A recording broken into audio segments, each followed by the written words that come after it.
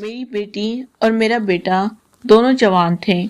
میری بیٹی مجھ پر گئی تھی، بہت خوبصورت تھی۔ وہ دونوں ایک ہی کمرے میں سوتے تھے۔ ان دنوں میں بہت پیار تھا، جنہیں دیکھ کر میں بہت خوش ہوتی تھی کہ اللہ سب کو ایسی اولاد دے۔ میں نے کبھی ان کے بارے میں غلط نہیں سوچا ہے۔ بے شک وہ دونوں شادی کے قابل تھے، ایک کمرے میں سوتے تھے، لیکن ہے تو وہ بہن بھائی تھے۔ لیکن کچھ دنوں سے میں نوٹ کر رہی تھی کہ میری بیٹی کافی کمزور ہو گئی تھی۔ ابھی تو میری بیٹی جوان تھی، شادی بھی نہیں ہوئی تھی۔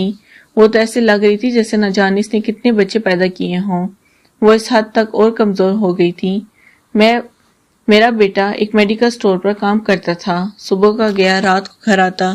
ایک دن میری بیٹی صبح اٹھی تو اس کے ہاتھ کی چادر دھو تار ڈال کر پھیلا رہی تھی، تو میرے پوچھنے پر کہنے لگی بیڈ شیٹ تھی جو واش روم تھی، چادر کافی دنوں سے گندی، صبح صبح ہی دھو لیتی ہوں۔ اس کے بعد وہ دوبارہ اپنے کمرے میں جا کر سو گئی اور میرا بیٹا ناشتہ کر اسٹور پر چلا گیا۔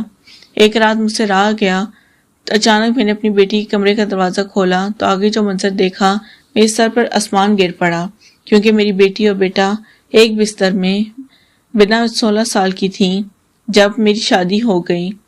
شادی کے پہلے سال میری ایک بیٹی پیدا ہوئی، لیکن چھوٹی عمر میں ماں بننے کی وجہ سے میں مرتے مرتے بچی تھی۔ میرے میاں افضل کو میرا ذرا بھی خیال نہیں تھا۔ اگلے 3 سال تک پھر سے مجھ سے اولاد پیدا کروانے کی کوشش کرتے رہے، لیکن 3-4 مہینے کے عمل کے بعد ہی میرے دونوں بچے ضائع ہو گئے۔ نرس نے کہا کہ اپنے میاں کو کہو اس طرح تم سے بچے پیدا نہ کروائیں، ابھی تمہیں آرام کرنے دیں۔ لیکن میرے میاں کو مجھ سے کوئی لگاؤ نہیں تھا، وہ مجھ سے عمر میں 16 سال بڑا تھا۔ اس نے تو مجھ سے شادی سے بچے پیدا کرنے کے لیے ہی کی تھی۔ میں دن رات روتی رہتی، میری ایک ہی بیٹی تھی۔ میں سوچتی کہ کیا کروں، کیسے جان چھوٹے گی میری۔ اگر اس دفعہ میں پھر سے امید سے ہو جاتی تو میری تو جان بھی جا سکتی تھی، اور پھر میری بیٹی کا خیال کون کرتا۔ سب کا یہ کہنا تھا کہ بیٹا کیوں نہیں پیدا ہوا، لیکن قسمت کون مجھ پر ترس آ گیا، اور میرا میاں جو مجھے بچہ پیدا کرنے کی مشین بنائے رکھتا تھا، ایک دن حادثے میں سمندر کی نظر ہو گیا۔ افضل کے انتقال کے بعد مجھے میرے گھر واپس بھیج دیا گیا۔ میری شادی ایک ایسے شخص سے ہوئی تھی جس کا پہلے سے ایک بیٹا تھا۔ میرے پاس بھی ایک بیٹی تھی، ہم دونوں ایک جیسے تھے، اس لیے ہماری شادی ہو گئی۔ میری عمر کم تھی، اس لیے وہ لوگ بھی مان گئے۔ اس کا بیٹا میری بیٹی سے 3 سال چھوٹا تھا۔ اس کے بیٹے کا نام تنویر تھا اور میری بیٹی کا نام اسما تھا۔ شادی کے بعد ہم لوگ ساتھ رہنے لگے اور وقت اسی طرح گزرنے لگا۔ اسما 19 سال کی ہو گئی اور تنویر 16 سال کا۔ ایک دن ہم سب سو رہے تھے کہ اچانک ہی کمرے سے آ کر اپنی آواز آئی تھی۔ بری طرح ڈر گئی، یہ تو تنویر کے کمرے سے آواز آئی تھی۔ اس کے کمرے کی چھت گر گئی تھی۔ میں بھاگ کر اس کی طرف گئی تو دیکھا کہ وہ وہاں پر نہیں تھا، وہ شاید باتھ روم گیا ہوا تھا۔ ہم نے شکر ادا کیا کہ اس کی جان بچ گئی۔ اس کے بعد میں نے کمرے میں دونوں کو سلا دیا، کیونکہ باہر تو بہت زیادہ سردی تھی اور باہر کوئی سو نہیں سکتا تھا، اس لیے دونوں کمرے میں ہی سوتے تھے۔ مجبوری تھی، کیا کرتے، کمرے میں تو دکان تھی، باقی ایک کمرہ ہی فری تھا۔ ایک دن میرا اپنا تنویر ہی اسما کے کمرے میں سویا تو صبح صبح کچھ ایسا ہوا کہ میں حیران رہ گئی۔ تنویر اٹھ کر ناشتہ کرنے لگا تھا، جبکہ اسما ابھی تک سو رہی تھی، لیکن وہ اتنی دیر تک تو کبھی بھی نہیں سوتی تھی۔ اس کی عادت تھی کہ وہ صبح جلدی جاگ جاتی تھی۔ اس کو آواز دی تو وہ اٹھ نہیں رہی تھی۔ تھوڑی دیر کے بعد میں نے اس کو چیک کیا تو پتہ چلا کہ وہ بے ہوش ہو چکی ہے۔ میں بری طرح گھر ڈر گئی تھی کہ کیا ہو گیا ہے۔ تنویر کو کہا کہ محلے والی نرس کو بلا کر لائے۔ نرس آتی ہوئی تو اس نے یہی کہا اسما بے ہوش ہو گئی ہے، لڑکی کافی کمزور ہے، خون کی بھی کمی ہے، کوئی تھکن والا کام نہ کروائیں۔ جب اسما کو ہوش آیا تو میں نے پوچھا کہ کیا ہوا، تو کہنے لگی کہ بس ایسے ہی بیٹھے بیٹھے بے ہوش ہو گئی تھی۔ میں نے اسما کو کہا آرام کریں، میں اس کے لیے ناشتہ بنا کر لاتی ہوں۔ جب میں ناشتہ بنا کر کمرے میں واپس آئی تو کمرے میں نہیں تھی اور بیڈ کے بستر والی چادر بھی نہیں تھی۔ میں نے باہر جا کر دیکھا تو اسی چادر کو بیٹھ کر دھو رہی تھی۔ میں فوراً غصہ ہو گئی۔ میں نے کہا اسما، رات تم لوگوں نے کیا کیا جو چادر گندی ہو گئی تھی، اور ایسی کیا چیز تھی جو تم مجھ سے چھپانا چاہتی ہو؟ اسما چھوڑ دے اس کو، میں خود دھو دوں گی۔ لیکن اسما نے میری بات نہ مانی اور چادر کو دھو کر تار پہ پھیلا دیا۔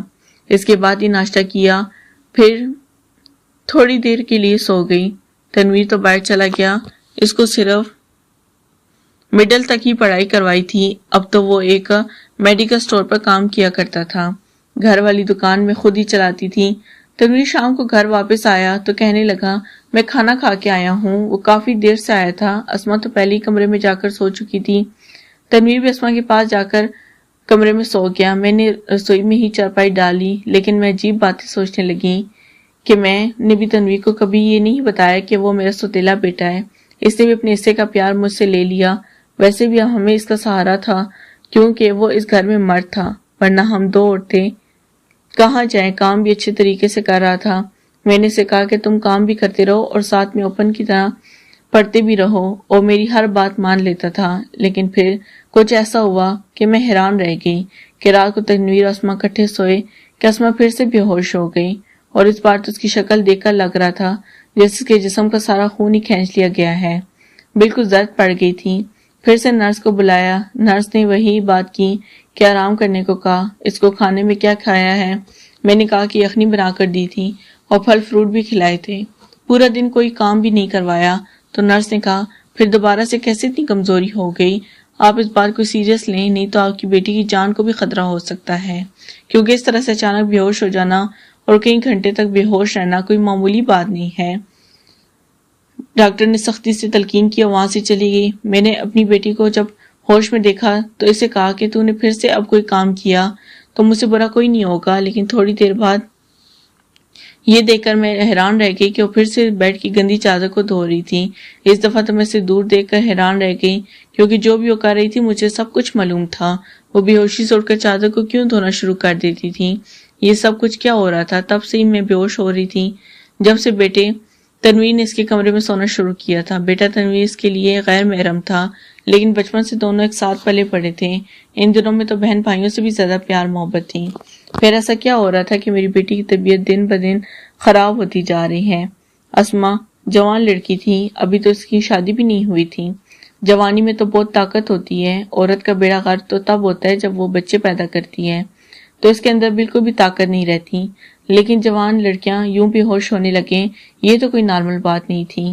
اس نے چادر دھو کر تار پر پھیلا دی اور آس پاس بھی ایسے دیکھ رہی تھی کب جیسے اسے دیکھا تو نہیں. میں رسوئی میں کھڑی یہ سب کچھ دیکھ رہی تھی. بیڈ وہی چادر دھو کر وہ دوبارہ جا کر بستر پر لیٹ گئی اور اس نے اپنے اوپر چادر اوڑھ لی تاکہ مجھے پتہ نہ چلے نیچے والی چادر ہے یا نہیں. میں نے اس کو ناشتہ کروایا اور دوائی دی. دکان اچھی نہیں چل رہی تھی. ہماری دکان پر کوئی بڑا گاہک نہیں آتا تھا. میں بہت پریشان تھی لیکن یہ بات میں نے تنویر سے نہیں کہی کیونکہ وہ پہلے ہی نوکری کر رہا تھا اور کیا کرتا. اسما کو بھی نہیں بتایا چونکہ پہلے ہی وہ بیمار رہنے لگی.